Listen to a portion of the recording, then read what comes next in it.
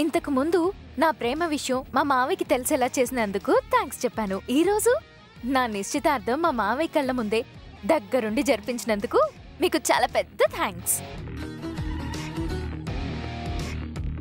రేపు మా ప్రేమ విషయం మీనాక్షి అత్తయ్యకి తెలిసేలా చేసి దగ్గరుండి మా పెళ్లి చేస్తానంటున్నారు. ఈ సంతోషం నేను తట్టుకోలేకపోతున్నాను సునందాదేవి గారు. నీ అమాయకత్వాన్ని చూసి నవ్వాలో ఏడవాలో అర్థం కావడం లేదు మహాలక్ష్మి. గతంలో మీ వాసుదేవ్ మావయ్య, మీ మీనాక్షి అత్తయ్య ఒకరికొకరు దూరంగా ఉండి లోపల మదనపడేవారు. కాని ఈరోజు నీ వల్ల శాశ్వతంగా శత్రువులుగా మారిపోయారు. ఎప్పుడు తన భార్య తన దగ్గరకొస్తుందా అని ఎదురుచూసే వాసుదేవ్ గారు ఈరోజు తన నోటితోనే మీనాక్షి జైలు ఎప్పటికీ ఈ గడపలో అడుగు పెట్టడానికి వీల్లేదు అని, తను కూడా జీవితంలో ఆ ఇంటి గుమ్మం తొక్కను అని చెప్పారు. పాపం, నీ వల్ల వాళ్ళు ఇంకా దూరమైపోతారు. నీ అమాయకత్వం చూసి నాకు కూడా నవ్వొస్తుంది సునందాదేవి. నా ప్రేమ వల్ల అత్తయ్యకి మావయ్యకి జరిగిన గొడవ పున్నమి చంద్రుని కమ్మిన మేఘం లాంటిది.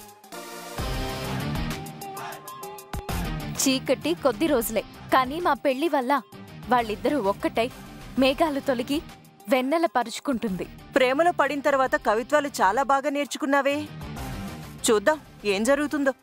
నువ్వు కూడా విషాద గీతాలు ఏవైనా సిచ్యువేషన్ కి తగ్గట్టు ఏమైనా దొరుకుతాయేమో చూసి నేర్చుకుని రెడీగా ఉండు. ఓడిపోయాక పాడుకోవాల్సి వస్తుంది. Okay, advance all the best for your marriage. Thank you.